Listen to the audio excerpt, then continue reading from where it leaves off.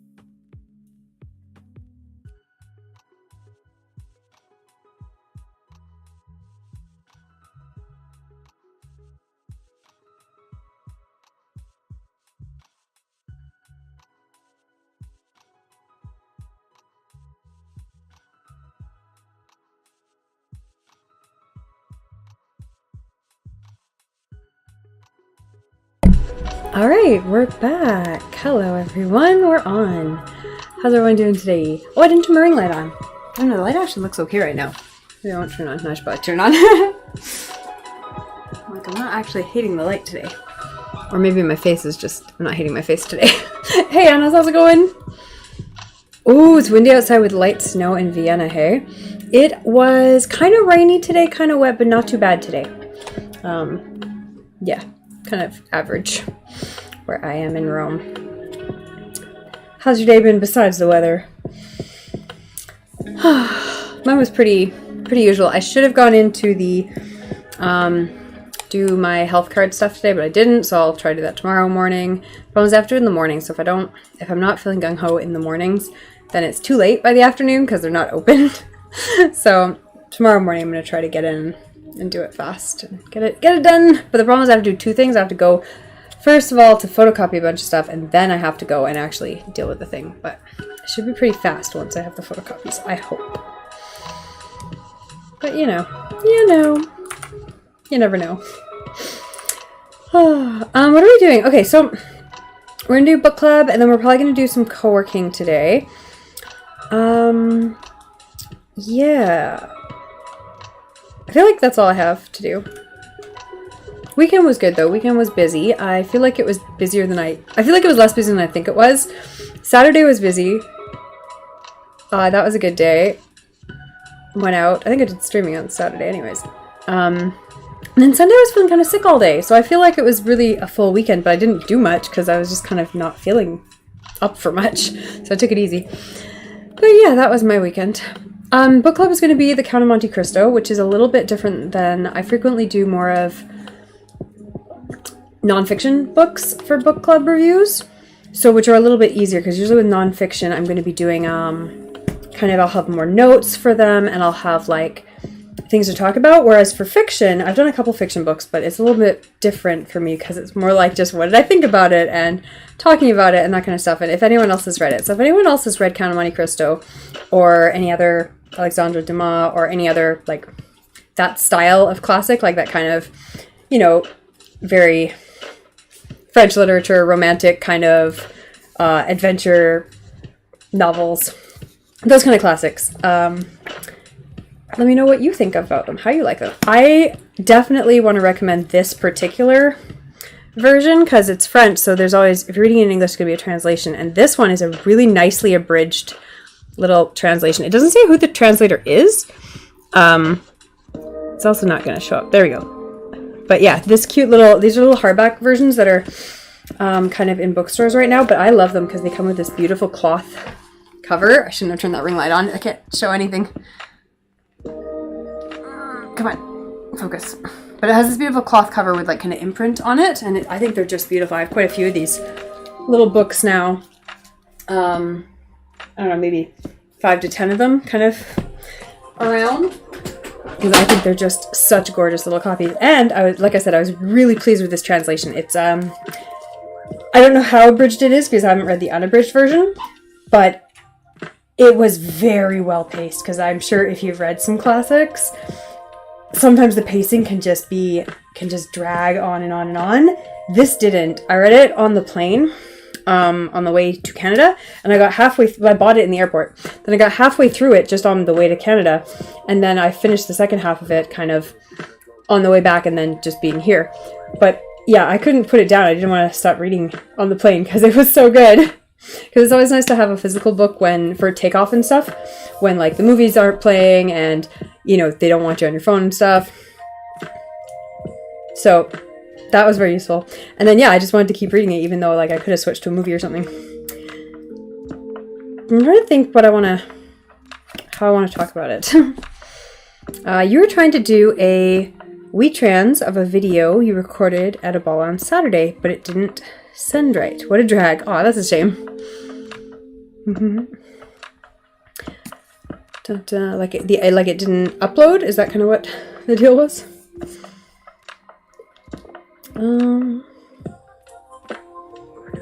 I guess I'll cover kind of like the basics if you don't know what the story is, and then I'll tell you my thoughts on this version.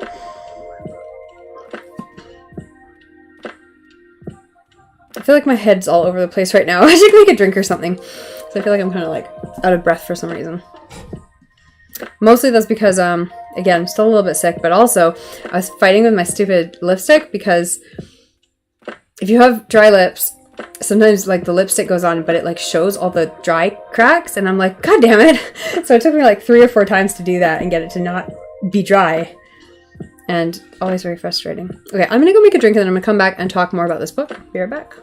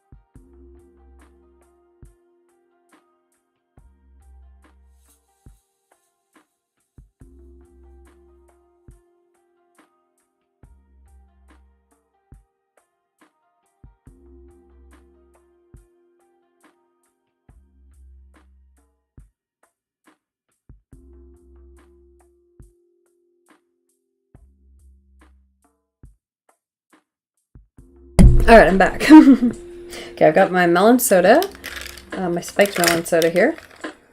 It's not as good as the melon cream soda I had the other day, but it's still really good. Just regular melon ramune. It got up to 42% and wouldn't load the rest of the file. Oh, and the time for loading went from 20 minutes to 60 minutes. Yeah, I got stuck and like couldn't figure it out. I hate that when that happens.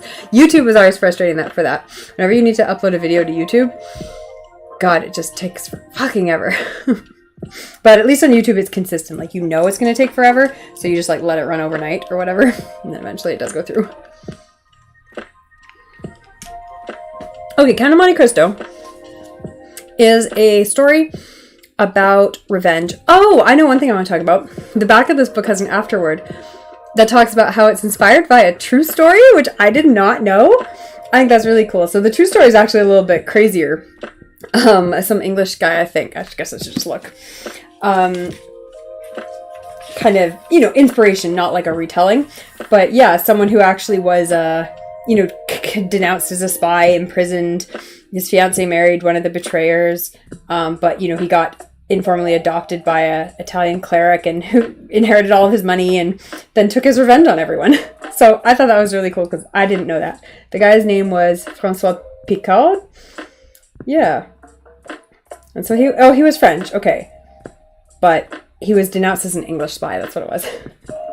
So that was cool. So basically, the main character in this, Edmond Dantes, is a sailor who has a fiancé and a great career. Then he gets denounced as kind of a betrayer, like someone who's supporting Napoleon at the wrong time. Even though he isn't, he's totally innocent. So he gets sent to prison for a long time, no trial. But in prison, he meets, I guess, a priest, a monk kind of thing, who teaches him everything, intellectual, etc. And also tells him that, hey, when we break out of here, there's a huge fortune treasure that we can use. And then, of course, that guy doesn't make it, so Edmund gets all of the treasure, becomes the Count of Monte Cristo, and then comes back to high society, where all of his previous acquaintances have now made it big and are now living large. So he takes his revenge on all of them and all their descendants. So the book does get to a point where by the end of it, he kind of regrets that he's hurt all these young people who really did nothing wrong besides being born to the wrong parents. So he stops, he does hold himself back at the end there from like outright destroying everyone's lives. Although he, there's a couple things that happen right at the end that are really dramatic, because there's some young characters who kind of do get the worst of it. But then there's one character who, by the very end, like the last couple pages, is like safe. And you expect it because they hint very, very closely the whole time through that he's going to save this person.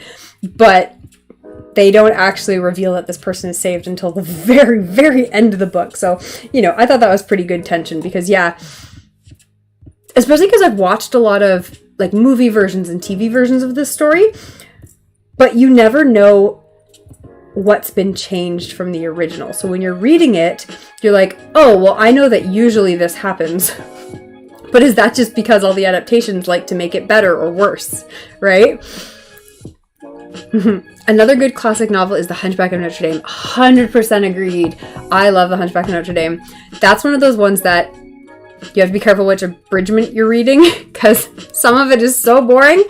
Oh my god, he goes off on such insane, bizarre tangents about, like, honestly, mostly Napoleon.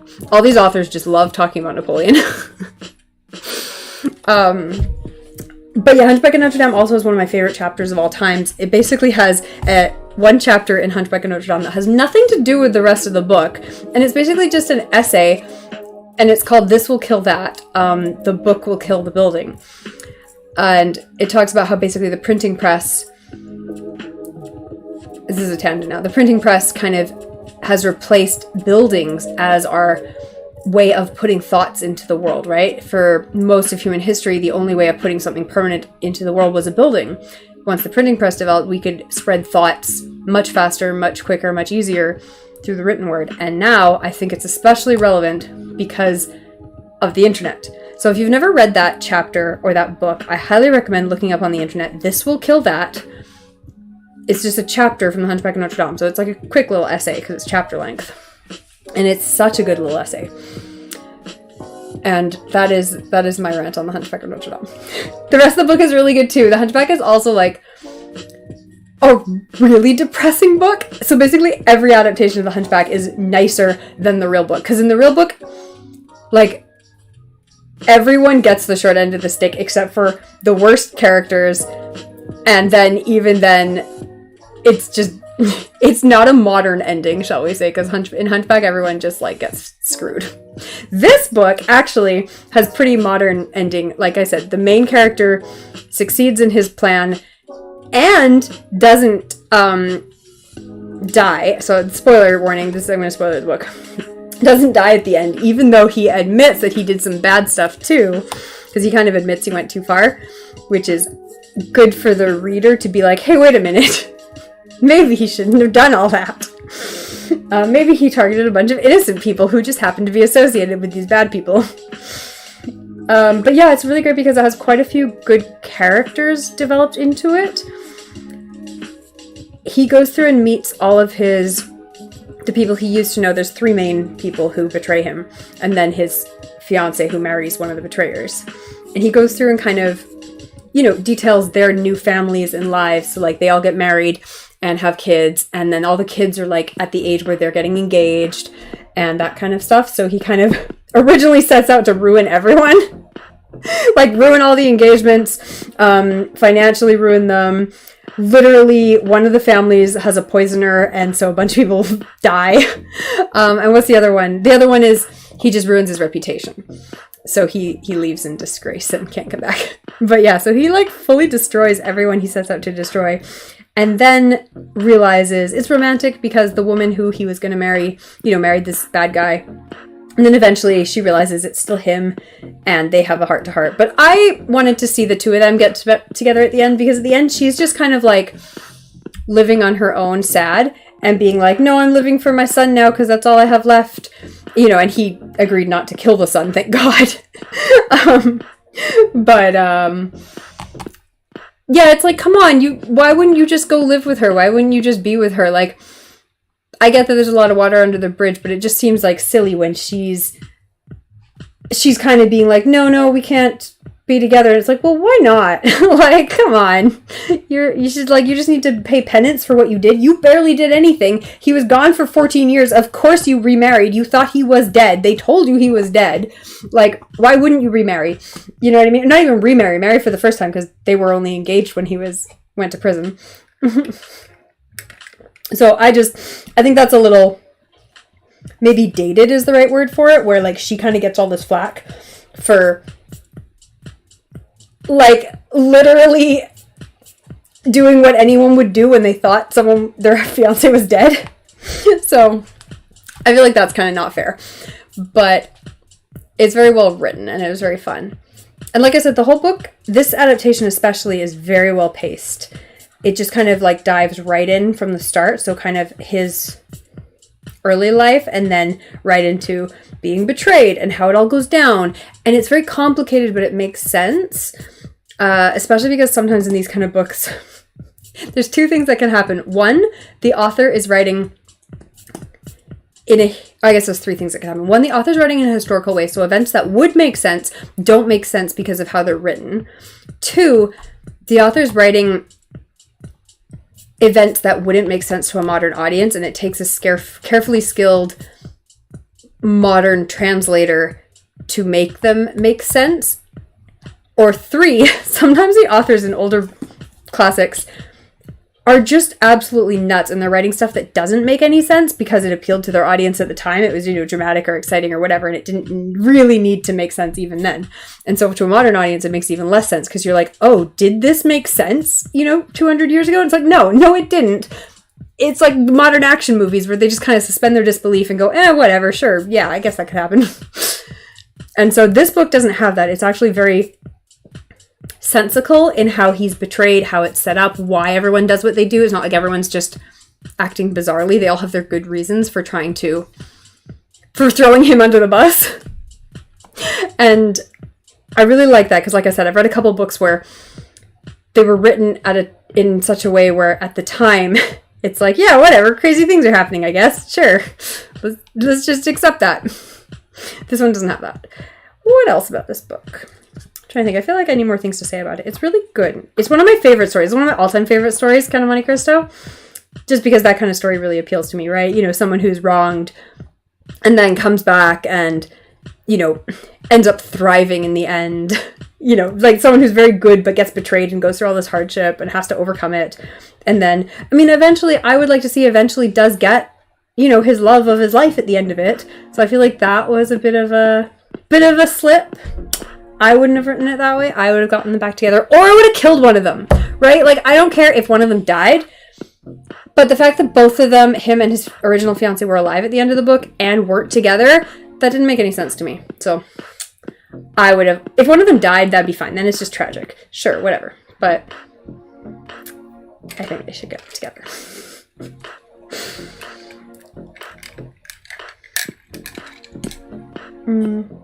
But yeah, so there's also a lot of good movies of this book as well. There's also some terrible movies of this book. So be careful. I'm trying to think, do I have any? Oh, it'd be on my other hard drive if I did. I'm trying to think what ones I actually have copies of this movie. I'll have to look up a couple and maybe make some recs on the Discord.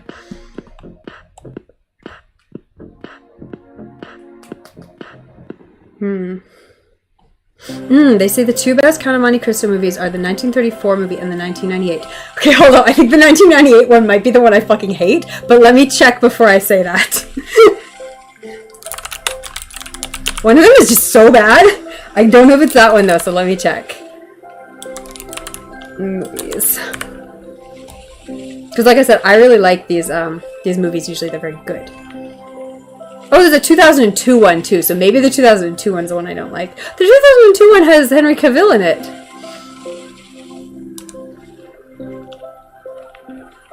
Might be the 2002 one that's really bad.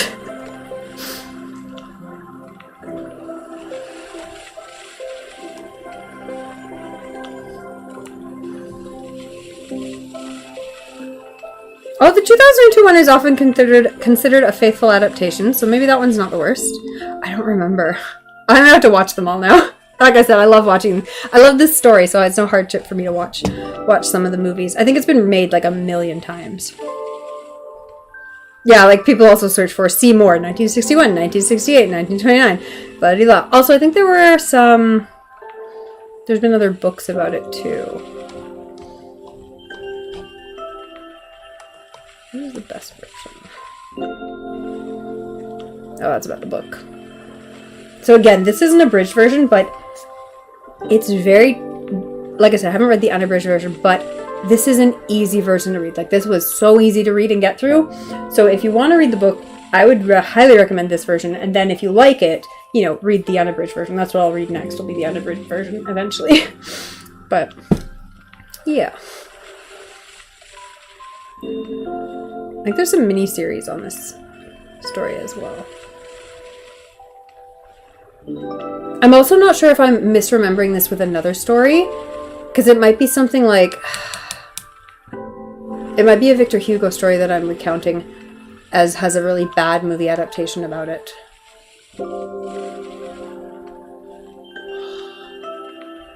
Apart from the Les Mis, recent Les Mis musical, which was terrible.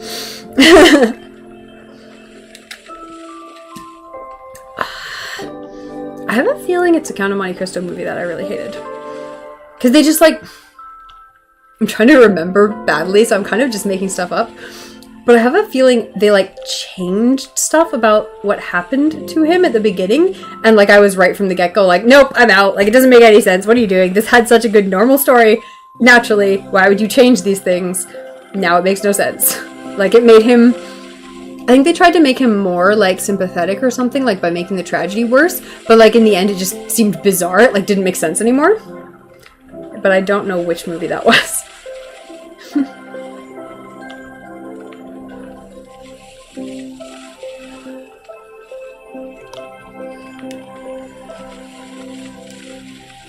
You remember seeing the 1934 version as a child and it was good? Yeah, I think that one's generally accepted. I think the older ones are generally accepted as good just because they're made more...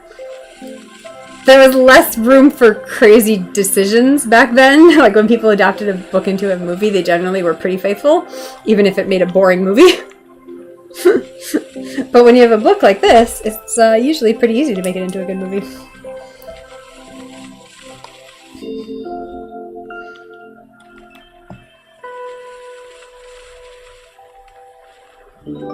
There's been 9 films and 2 miniseries at least.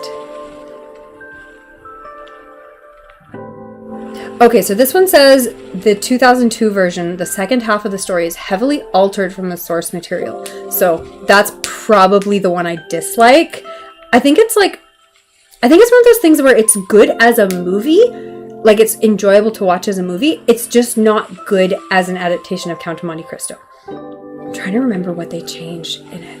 Because I thought the changes were at the beginning of the story, but it's probably both. It's probably changes at the beginning, but then those don't even compare to the changes at the end. So I was just thrown right off. The Richard Harris one is apparently the most faithful and best produced one. I'm gonna have to watch all these again. I haven't watched them in a while.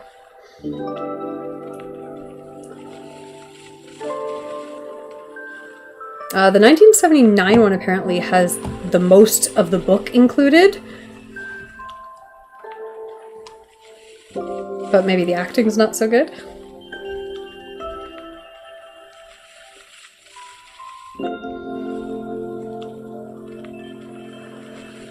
Ooh, this person has a whole movie review section on these. Let's check that out.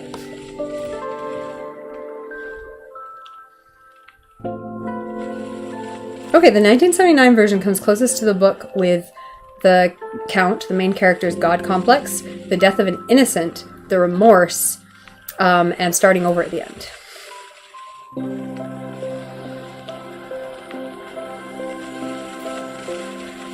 Oh yeah, there's a Japanese anime version too of this.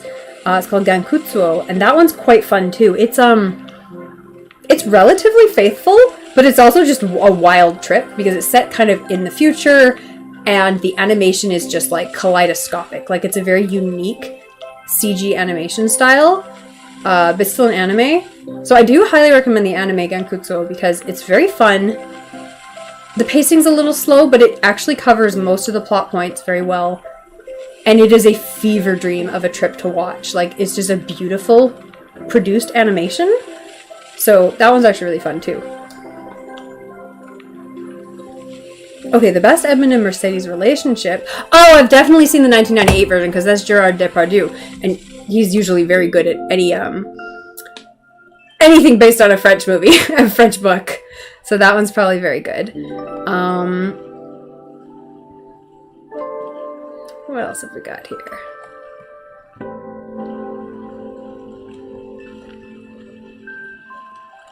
Okay, and the best Abi Faria is in the 2002 version.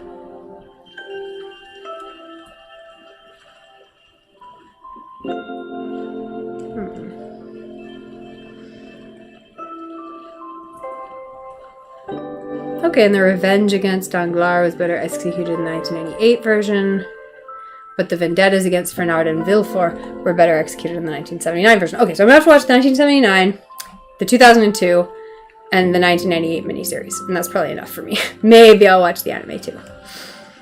There's a 2023 miniseries from Mexico! Brand new, 2023.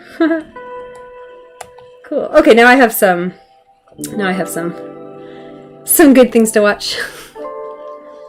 There are at least nine Monte Cristo movies and 2 miniseries. Is the second miniseries the Mexican one? How does he escape? Does he jump in the sea? At the beginning, when he escapes out of prison? In the book or in an adaptation? In the book, he escapes kind of in a very complicated manner because originally he's digging out with the guy he meets, his friend.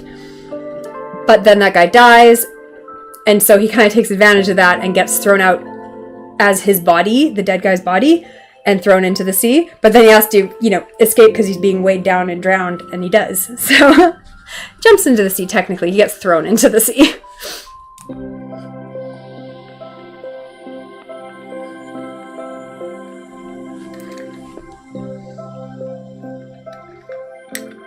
But yeah, I mean, it's just such a good classic story, right? Like, sent to prison for something you didn't do, having to, you know, tunnel your way out and then escape by being thrown into the sea, find a hidden treasure, become, you know, wealthy beyond all reason, disguise yourself so that no one knows who you are, even the people who betrayed you, and yeah, it's great.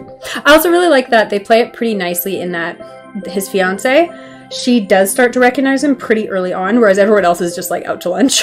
But she's like, hey, wait a minute, there's something about you. Yeah, you remember that from the 1934 movie?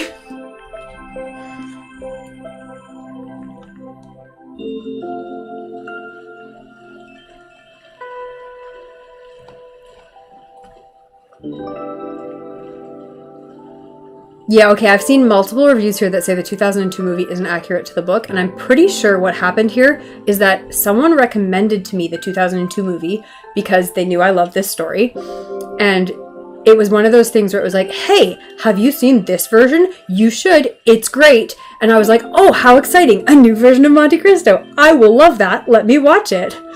And then watching it, it was just one of those like moments where it just kept being like, so disappointing that it like hurt me. You know what I mean? Like when something is just so wrong and they made every choice opposite of the ones you would have made, that it's just like, oh no, oh no, this is not a good movie. Even though maybe looking back I can be like, it's a movie, it's a good movie, it's not a good Count of Monte Cristo. I'm pretty sure that's my guess at my opinion. I'm pretty sure that was my opinion when I first watched it. But I reserve judgment to be the fact that I don't actually remember if that's true or not. Until I watch it again. Yeah, I have a feeling like the cast is very pretty in that movie, and then it just falls apart.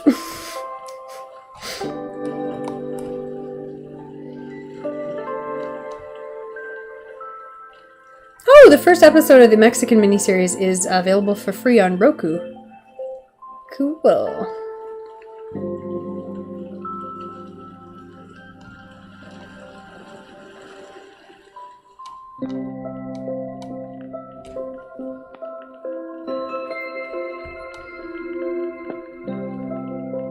Just reading other people's reviews right now. Okay, and then I gotta probably do some work. I don't think there's anything else about this book I want to talk about. I talked about how it's based on a true story. I talked about kind of the full cast, it goes through a bunch of different generations too. There's like the generation above the main character and the generation younger than the main character. And so it's nice because you get kind of a full, broad cast.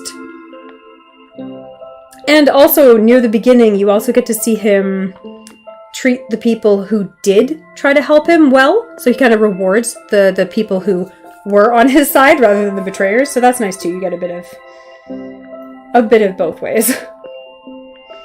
But yeah, then later on you get him being like absolutely callous to like innocent people who have done him no wrong. And it's like, hey, just because they're associated with these people who were mean to you, maybe let's not murder the whole family. And he eventually comes around. But yeah, God complex is accurate. So very fun character, very fun characters. Ooh, the 1934 movie's on YouTube. I'm probably just going to download it, but that's excellent because then I can tell people I watched it on YouTube on this channel. Phenomenal. It's also so weird right now because I only have 2 hard drives with me, and that should be more than enough, right? Like, I have more hard drives in my life, but they're at home in Canada, and I didn't bring them all with me because I only brought like the 2 most recent. But I'm like, there's stuff I don't have on these hard drives, and I'm like, I definitely had this at one point in my life. So it's on a hard drive somewhere in my life. But just find a new copy, I guess. Actually, I haven't even checked. These would be under classics for the most part, so I need to go through and watched. So I need to go through my classics folder and see if see how many versions of the Count of Monte Cristo I currently have access to. It's probably many. Good story.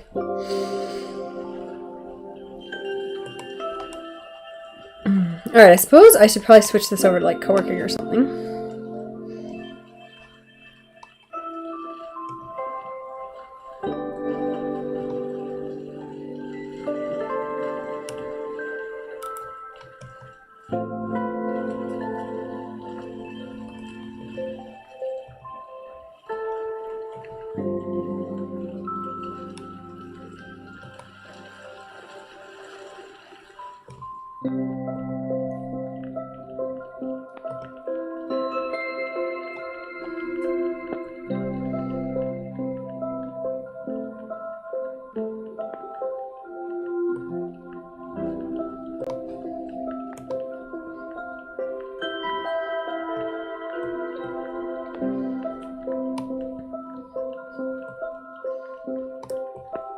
If I need to change this quote and change it, I don't know if I will. Might leave it for today. I don't want to do 2 hours. I'll put it at... I don't think I want to do 2 hours. It's 9 p.m. That'll take me to 11:15. Yeah, I'll put 2 hours. I'm not going to change the quote, though. Am I missing a letter there, though? I am. Put that T in. Alright, let me set off the timer here.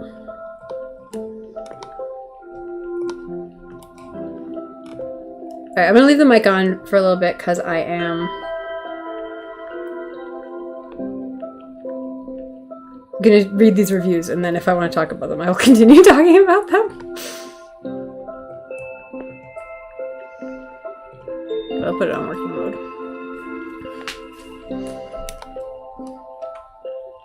Oh, if the 1934 movie is on YouTube, I wonder if that's like out of copyright.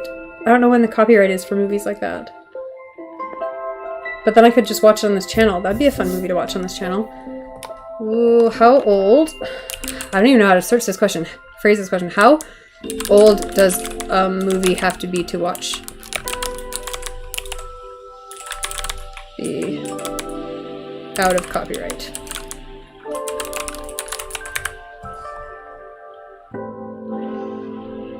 It's complicated, depends on the other things.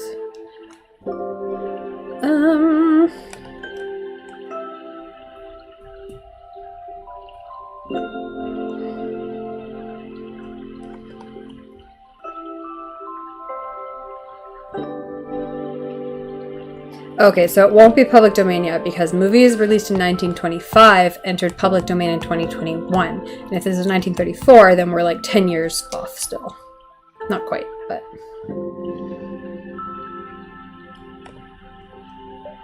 Yeah, see, like 1931 Dracula enters public domain in 2026. So there's going to be a lot of good classics coming up in the next 10 years, I guess, from the 30s.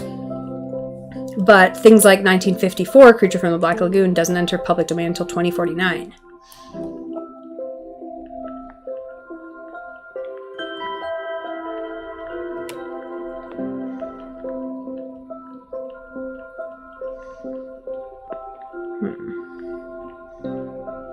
Whoa. The copyrights for Batman.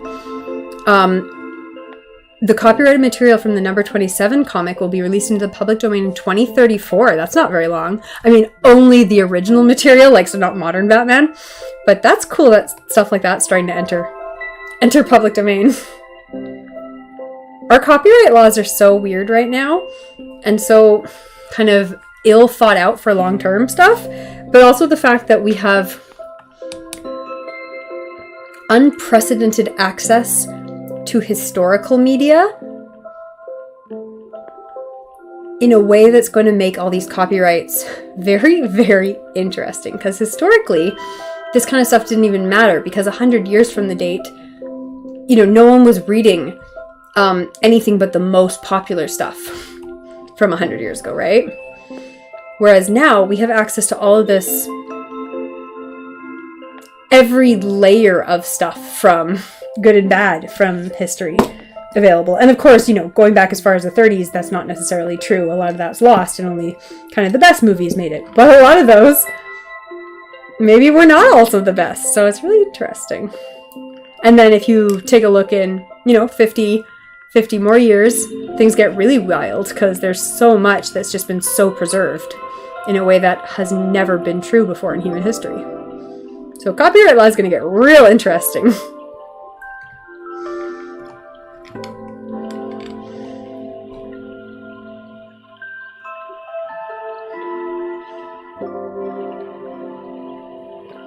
but some movies, like Casablanca, are already public domain because their copyright was never renewed. So despite Casablanca being released in 1942, and copyright protection would have lasted until 2037, it's copyright free, at least in Canada. But Nosferatu 1922 is public domain. This is a cool little Google search, actually. I'm glad I did it.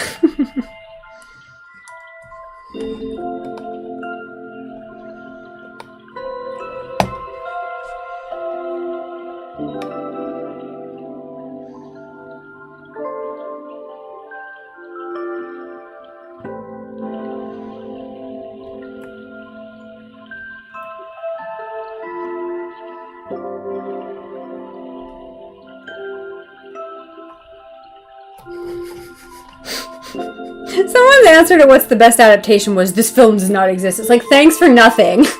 I get that you're a purist and none of these films met your expectations, but like, which one was the closest in your opinion? None of them. Okay, that's great, bud. Very helpful.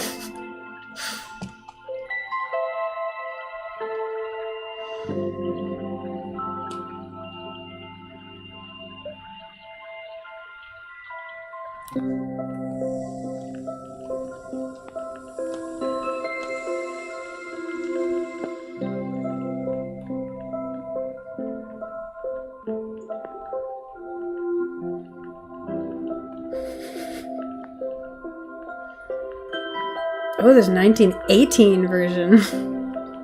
It's a silent movie. It's actually pretty accurate, but it's kind of a mess.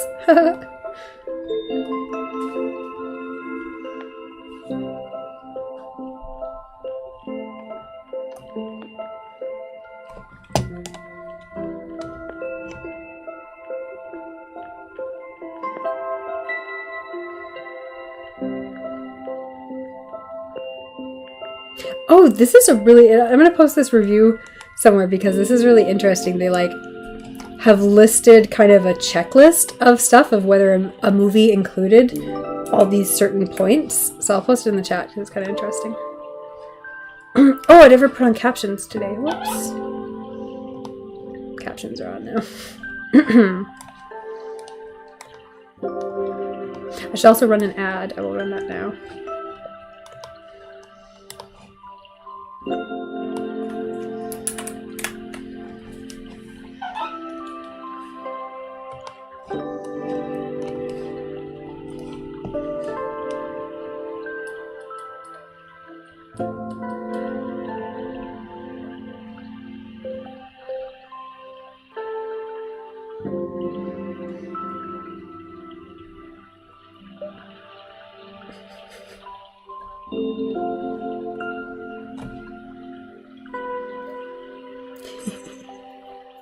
Oh, this is cute. It even includes a couple things that's listed as movie tropes, whether that the movie version includes something that I guess must be common enough to be included in multiple movies, even though it's not in the books.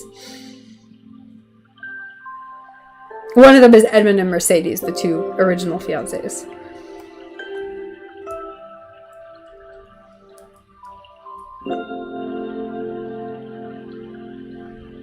Cool. Oh, this is a great review page. Oh, I'm super pleased I found this.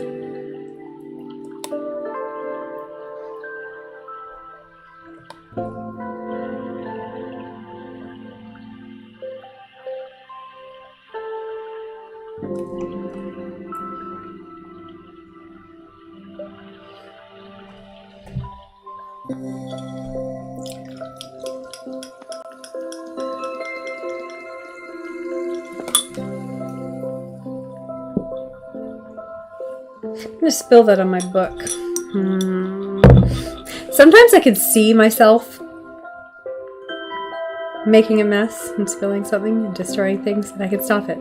Sometimes I cannot.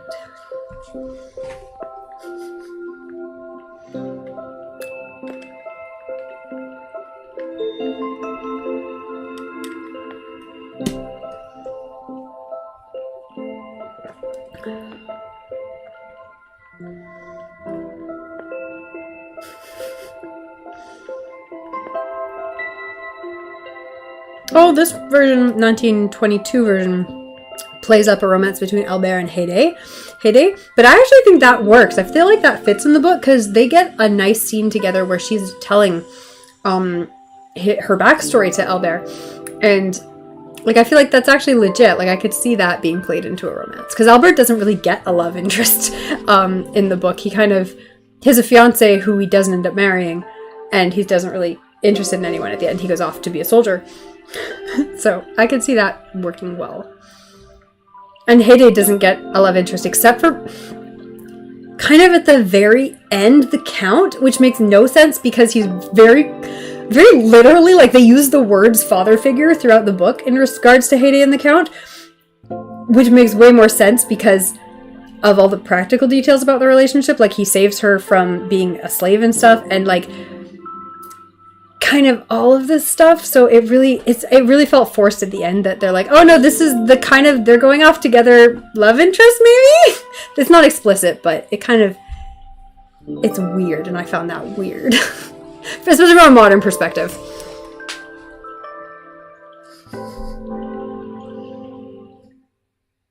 So, her being with Albert would make way more sense to me.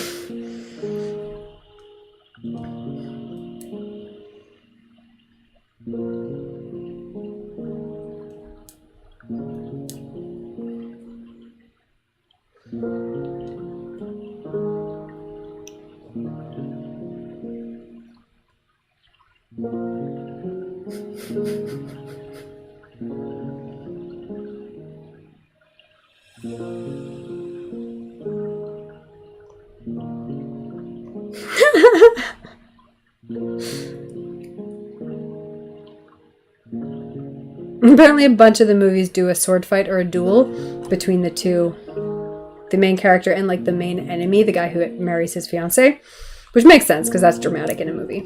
You want to see that kind of fight.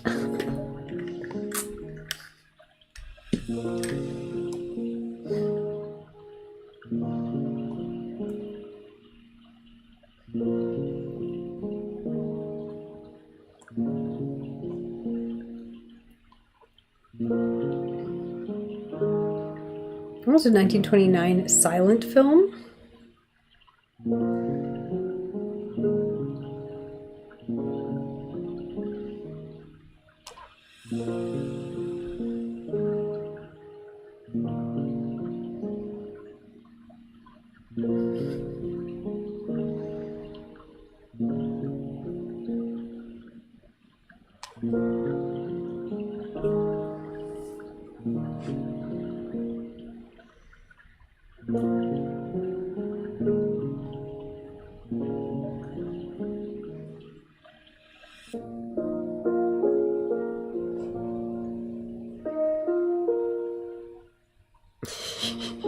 Apparently the 1929 was a bit of a mess too. Okay, 1934. Yeah, I think 1934 is generally considered to be just a good one. Which, I know I've seen it before, and I'm pretty sure I agree. Just solid movie.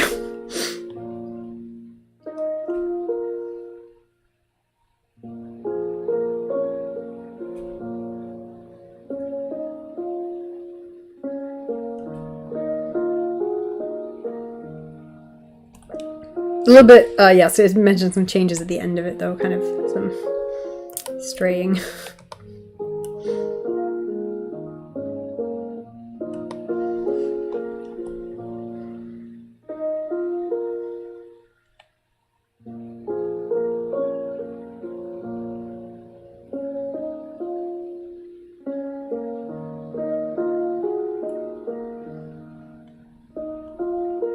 The person writing these reviews really doesn't like the Count ending up with Mercedes, though. But, it doesn't bother me. Like, there was the love of both of their lives, and at the end they're both single in canon, so that one doesn't bother me. Like, why wouldn't you?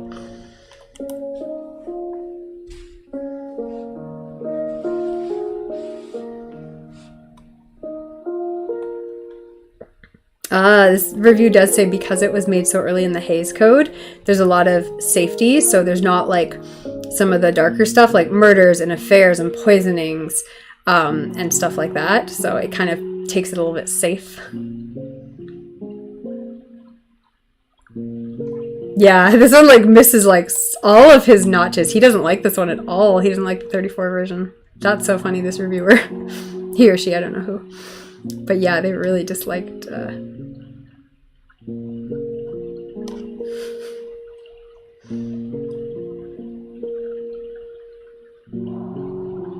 all the changes.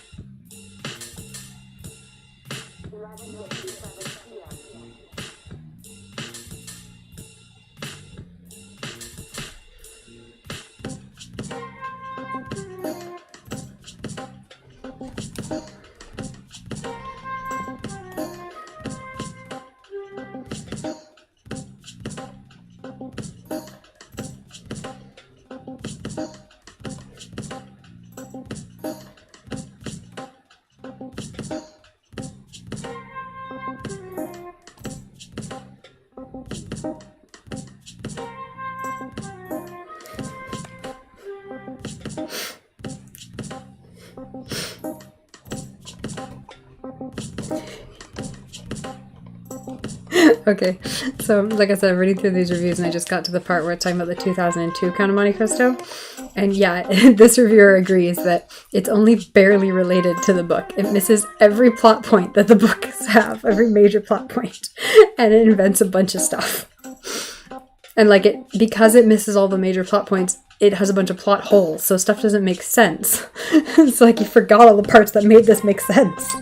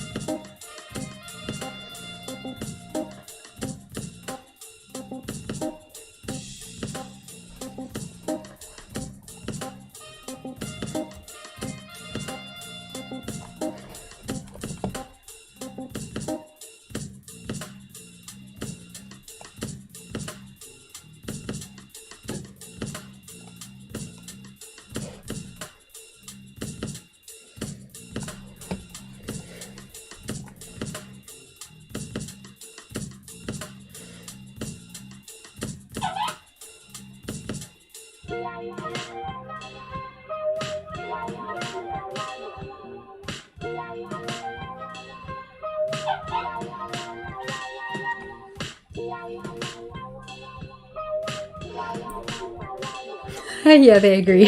What does this movie have going for it? The cast is attractive and the sets are great. This is what I remember of this movie. Everyone's kind of pretty, and that's it.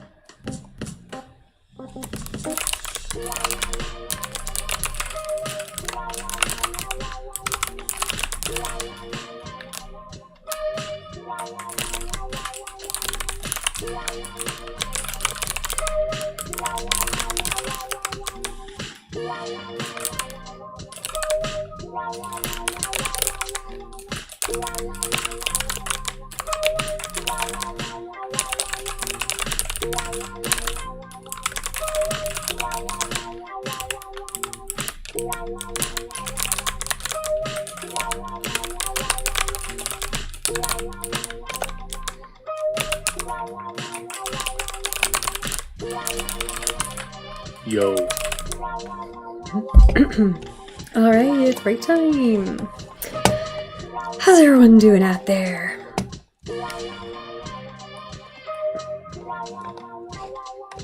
Put it on a break timer, 15 minutes, here we go. I feel like I'm gonna get a snack or something. I don't know what I want to eat. I had dinner earlier. I had leftovers. I had some kind of cheese and spinach ravioli. Yeah, ravioli leftovers. I'm like, I was thinking like lasagna. No, raviolis, the squares. And they were quite good for dinner. But they were big. They were like this big each, but there's only 2 of them left. So it wasn't a huge amount of food. So I feel like I should have a snack. But I don't know what to have.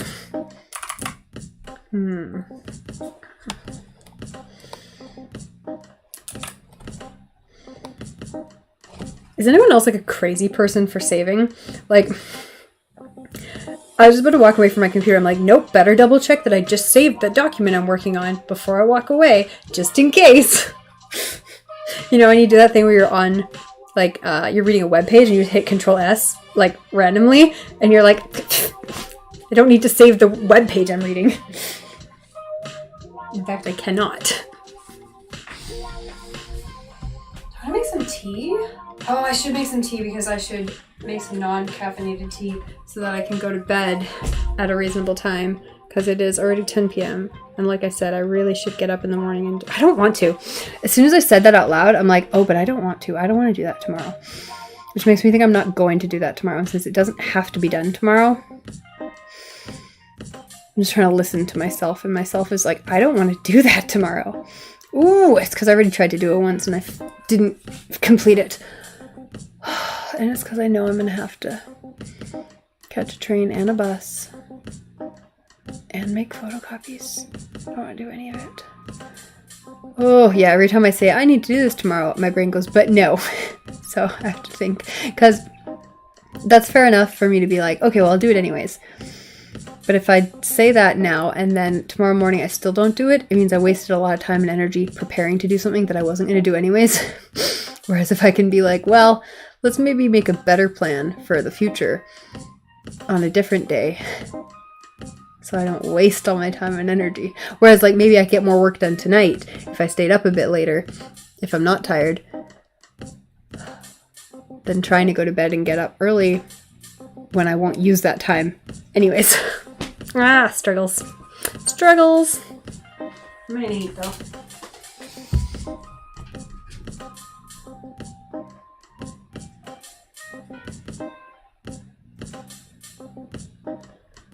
Also, swear to God, I have the weirdest selection of snacks right now. Like, it's not a functional amount of snacks. I have like candy and popcorn. I guess I ate some of these cookies. These are good. I've been eating these the last couple days. And I have quite a bit of chocolate. But like I don't have any chips. And for the last like 2 or 3 days, I've gone to the cupboard looking for like chips, like something salty. I don't have anything. So I just keep being disappointed. And it's like, why don't I just go to the store and buy some goddamn chips? So, bad snacking purchasing this week, I guess. Or last week, I guess. Turn that heater on again. It's getting a little chilly. Oh, and my landlord brought by the brand new air conditioner. It's not installed yet, but you can see the boxes over there. So the brand new air conditioner exists now, and will be at some point this week installed, and hopefully the neighbor will not complain anymore. Who knows? Italians are crazy. And they like to complain. But, I mean, that's why I like living here, because I also like to complain.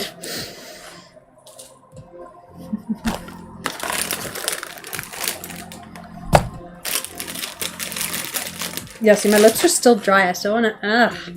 frustrating.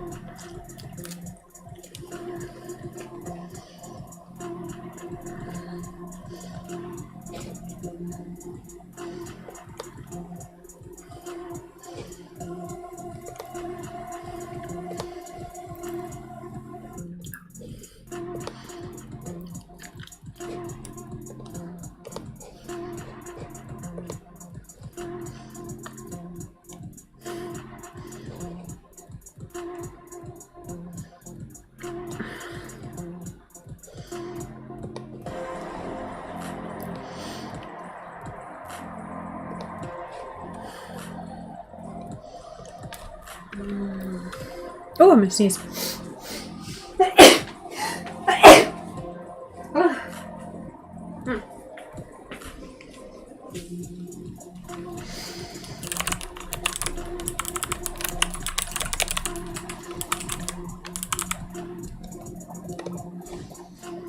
I'm gonna look up the Count of Monte Cristo on YouTube. I want to see what they say about copyright.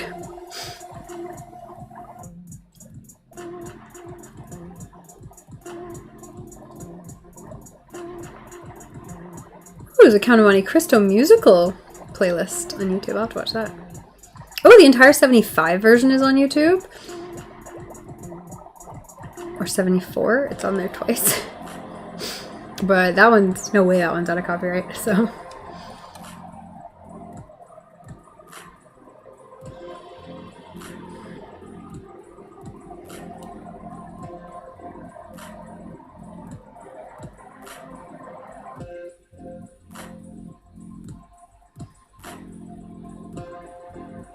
Oh, a bunch of these are on YouTube. Wow. Okay, so I can watch them on YouTube.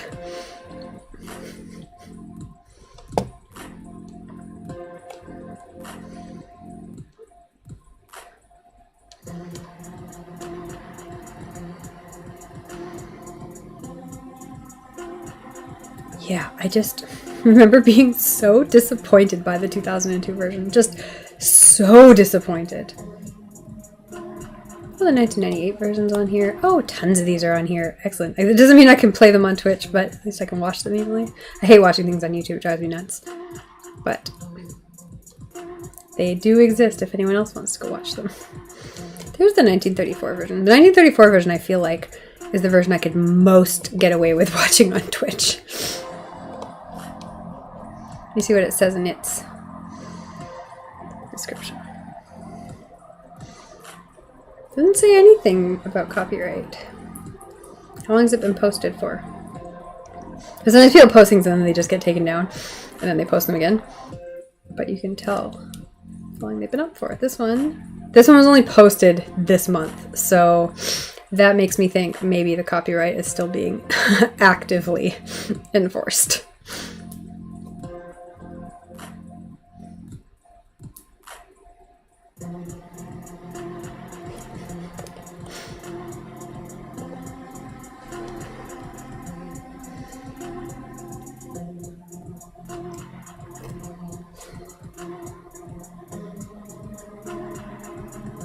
Oh, I was also getting into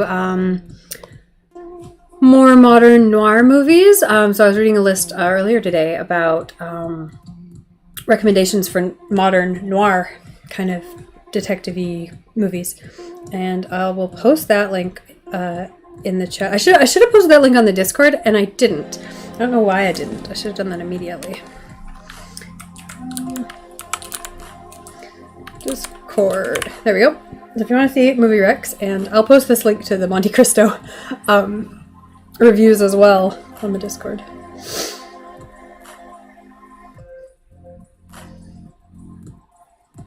I'll post a bunch of stuff. Okay, let's post it in. Okay, we'll post the Monte Cristo stuff under Book Club.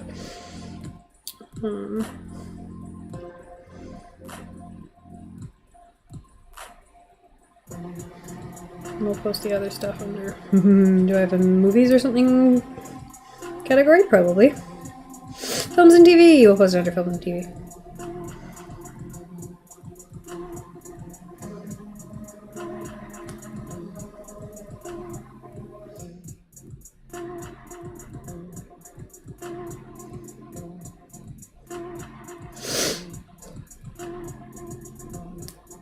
No, oh my god, stop. Back. What is going on here? Okay, yeah, I'll post this link. Copy. Okay, so I posted it under films and TV. That's the link to recommendations for the best modern noir movies. And then I'm going to post, there's another one that was linked on that page, and it was like the best comedic noir movies, and it had a bunch of other ones that I also appreciated, so I'm going to post that one too. Best noir comedies. Modern noir comedies. So those are both up on the Discord. I haven't seen all these movies, but I'm going to watch some of them. Some of the ones I haven't seen. I've seen a lot of them. Okay, there we go. I posted both of those.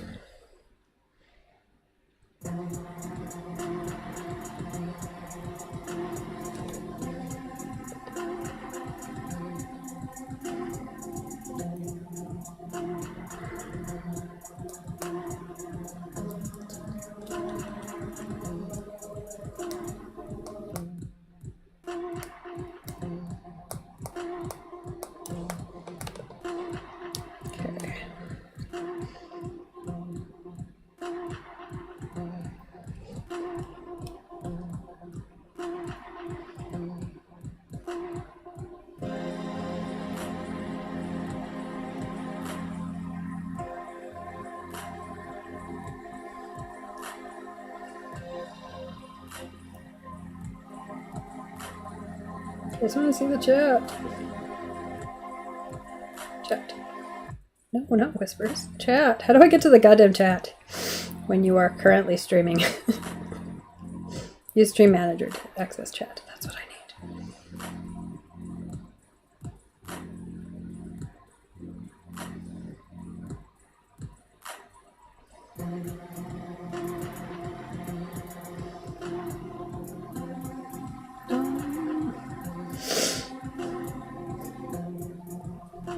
What the heck is going on here? How have I screwed this up? I'm like stuck. There we go.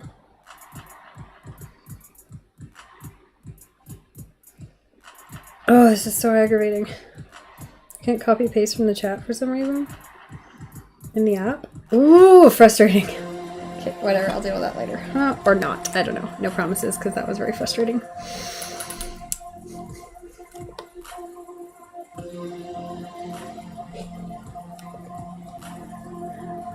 I wanted to do it on my phone. I'm gonna have to open Discord up on my computer. I suppose I can do that.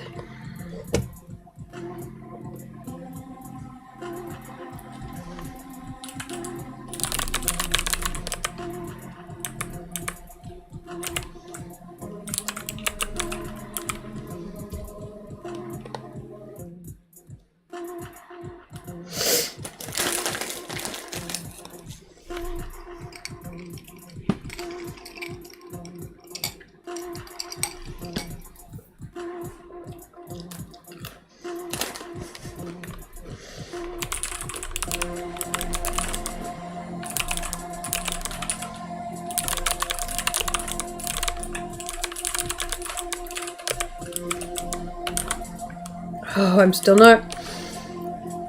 The fact that the backspace button is the same size as every other button means sometimes I don't hit it quite right, and it's very frustrating still. But I'm getting used to this keyboard very quickly. I'm quite pleased with this keyboard overall.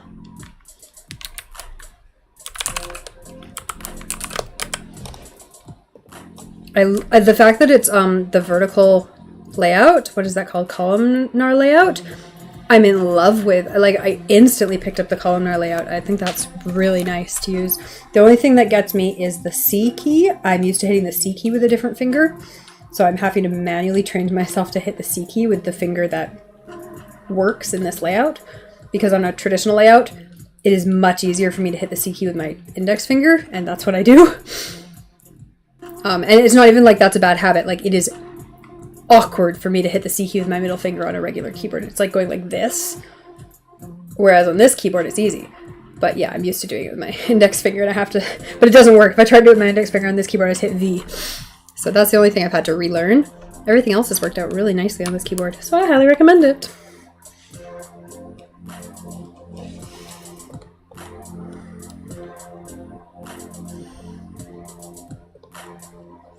The Digma Defy keyboard. And it's great.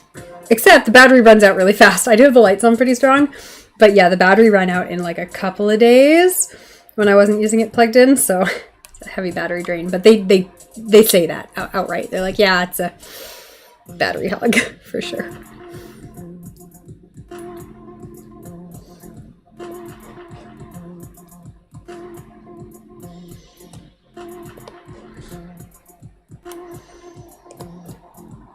Alright, what am I posting in?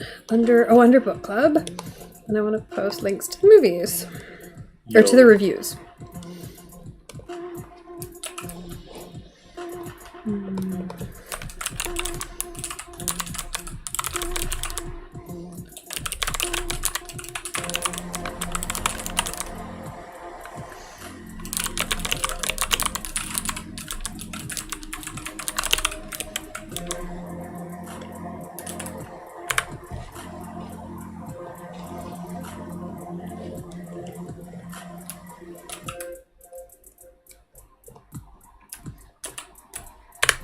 Alright, and then it is time to put the work timer back on. We're going to do another hour of work. Let's go for it.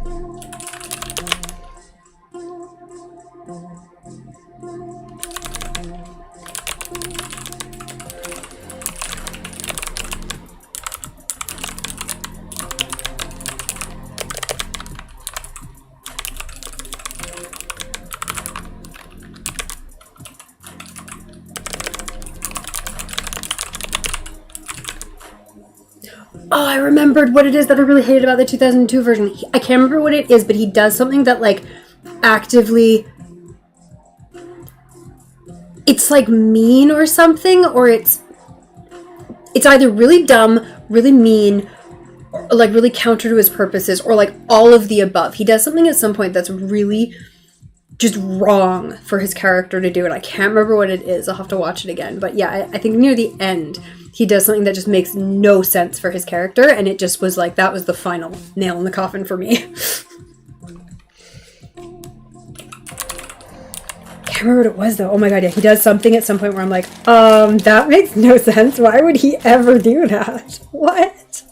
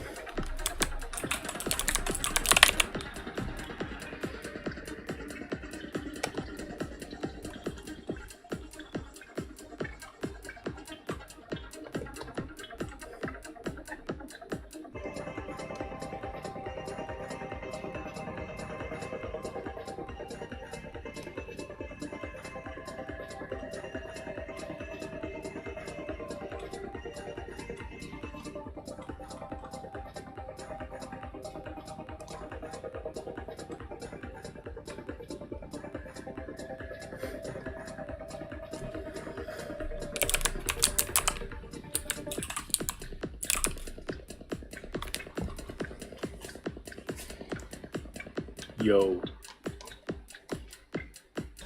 All right, birth time again. I'm getting lots of good work done. This is excellent. Excellent day. Actually, it's been a very productive day overall. I feel like it was a weird morning, but I actually was pretty productive. I'm just working in bed though, so I didn't set up the stream. I'm like, I don't want to get out of bed because I was so sick yesterday.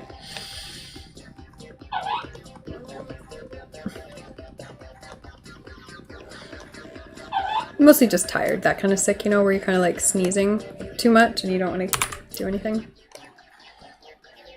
Nothing too dramatic.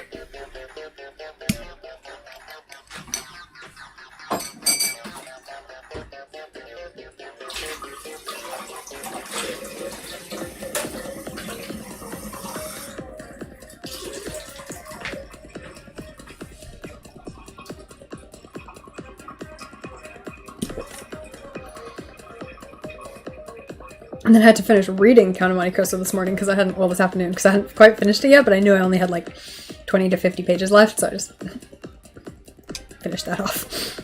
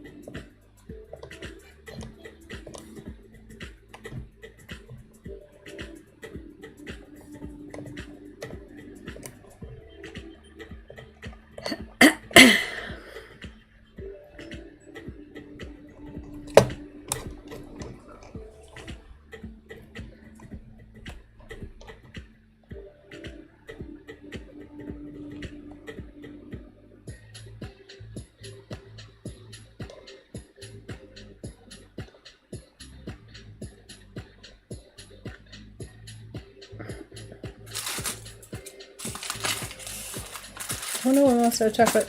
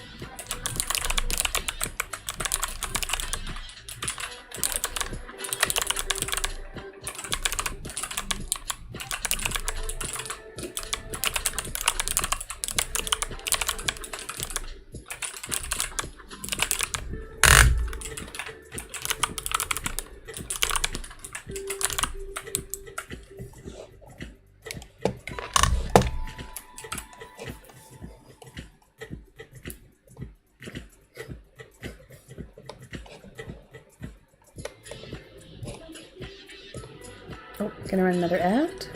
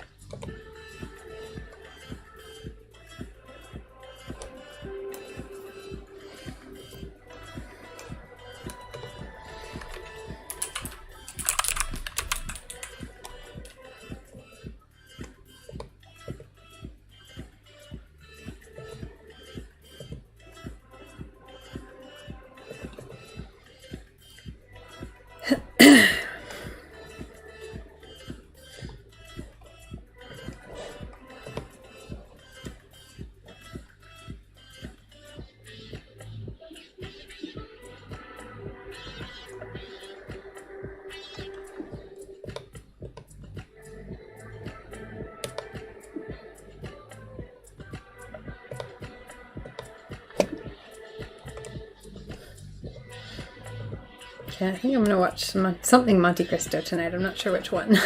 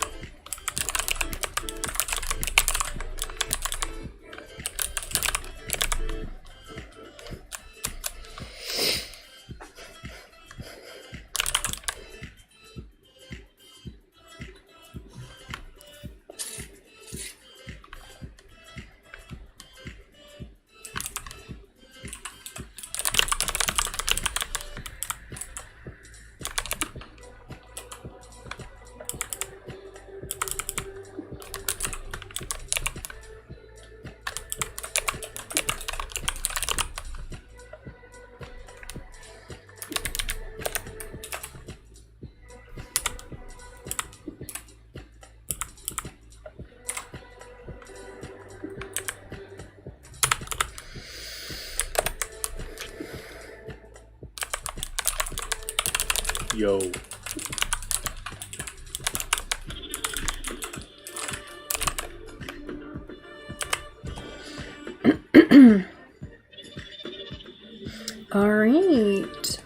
All right, we are done our break. We are done our 2 hours of co-working for today. We're going to go do a raid, and we should be back tomorrow, I think. I expect we shall be back tomorrow.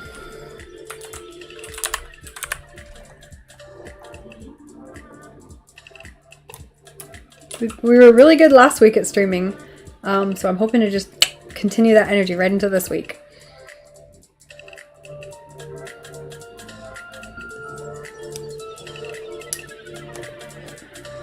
Alright, we're gonna go raid Study Pause.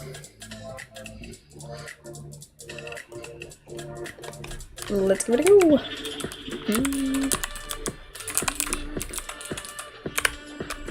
Perfect. Did it work?